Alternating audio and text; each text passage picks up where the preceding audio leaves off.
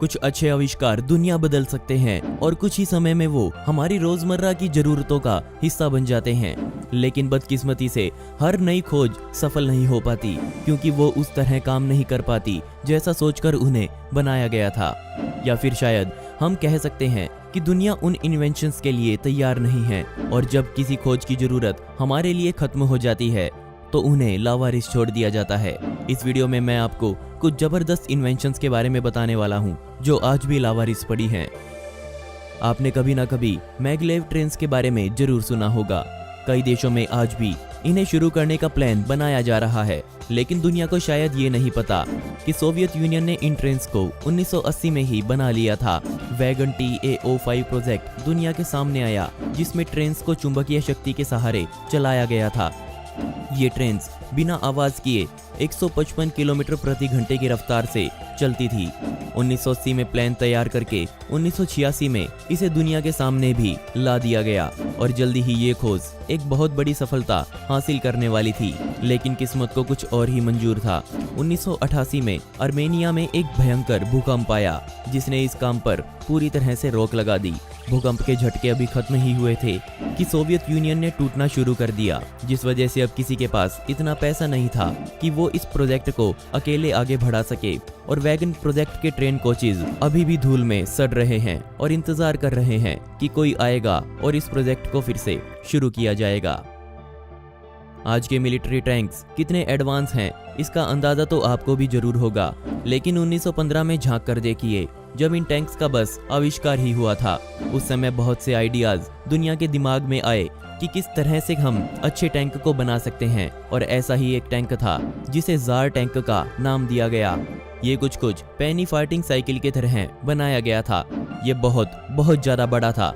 इसका एक पहिया ही 30 फुट चौड़ा था, लेकिन बदकिस्मती से ये भारी पहिए ही इसकी सफलता को खा गए। ये जगह जगह फंस जाते थे, जिस वजह से युद्ध के मैदान में इसे चलाना लगभग नामुमकिन हो गया था। और ऐसा ही एक टैंक टेस्ट करते हुए बीच में ही टूट गया। तब इसे बनाने वाले इतने शर्मिंदा हुए कि वो इसे अपने साथ घर भी नहीं लेकर गए, और वो टैंक आज भी मॉस्को के एक मैदान में पड़ा हुआ है, जिसे प्रकृति धीरे धीरे अपना शिकार बना रही है। आधी नाव आधी कार, इसके बारे में तो आपने सुना ही होगा, जिसे रोलर शिप के नाम से भी जाना जाता है। और ऐसे ही बहुत से डिजाइन्स 19वीं शताब्दी में दुनिया के सामने आए, लेकिन सिर्फ एक ही रोलर शिप उस समय बनाया गया, जिसका नाम था अर्नेस्ट बेजिन। ये नाम उसके बनाने वाले के नाम पर रखा गया था। ये आइडिया बहुत सिंपल था। 4 टायर्स को लाइनों में लगाकर ये बनाया गया। सड़क पर चलाने के बाद बेजिन को ये विश्वास था कि इसे पानी में भी बहुत अच्छे से चला लेंगे, और उनका मानना था कि आने वाले समय में ये यातायात का भविष्य बनेगा। लेकिन उन्होंने एक गलती कर दी। वो भूल गए कि 33 फुट के इन टायर्स पर पानी का कितना रेजिस्टेंस होगा, और इसी पानी ने एक ब्रेक की तरह काम किया, जिससे शिप की रफ्तार बहुत धीमी हो गई। इसके बाद इसे चलाने के लिए और ज्यादा कोयला इसमें डाला गया, जिस वजह से इसे आगे धकेलने का खर्च बढ़ गया, और वहीं इसकी बजाय आम जहाज इससे बेहतर काम कर रहे थे। और 1897 में बेजिन के जाने के बाद ये आइडिया भी उनके साथ समाप्त हो गया।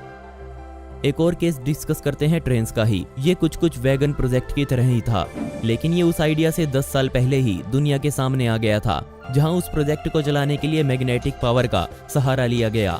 वहीं इस प्रोजेक्ट में हवा को सहारा बनाया गया। ये उस आइडिया का फ्रेंच वर्जन था।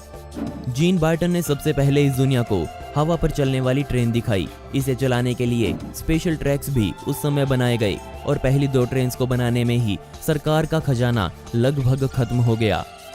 ट्रायल के समय इन ट्रेन्स ने 255 माइल्स पर आवर की स्पीड पकड़ ली थी, लेकिन बदकिस्मती से इसके बाद सरकार ने इस प्रोजेक्ट पर पैसा लगाना बंद कर दिया, क्योंकि उनको लगता था कि डीजल से चलने वाले ट्रेन्स ज़्यादा सस्ती पड़ती हैं। और हवा वाली ट्रेन्स को चलाने के लिए बनाए गए ट्रैक्स आज भी वैसे के वैसे ही वहाँ खड़े हैं और इंतज़ार कर रहे हैं कि कोई आएगा और इन पर ट्रेन दौड़ाएगा। ये माना जाता है कि 1970 और 1980 के दशक में रशिया के वैज्ञानिक बड़े दिमाग वाले हुआ करते थे। वो हर समय कुछ नया बनाने की चाह में लगे रहते थे, और ऐसी ही खोज का नतीजा था द लून क्लास एक्रेनोप्लेन। इस पानी और हवा वाले जहाज को 1975 में बनाया गया था और इस मॉडल का सिर्फ एक जहाज ही उस समय तैयार किया गया और 1987 में पहली बार रशियन नेवी ने इस जहाज को अपने बेड़े में शामिल किया। एक मेरे जैसा आम इंसान इसे देखकर समझ सकता है कि यह भी एक आम प्लेन की तरह ही होगा, लेकिन रुकिए और जरा ये सुनिए। आप शायद विश्वास न कर पाएं, पर यह प्लेन पानी से सिर्फ 11 फीट ऊपर आराम से उड़ सकता है।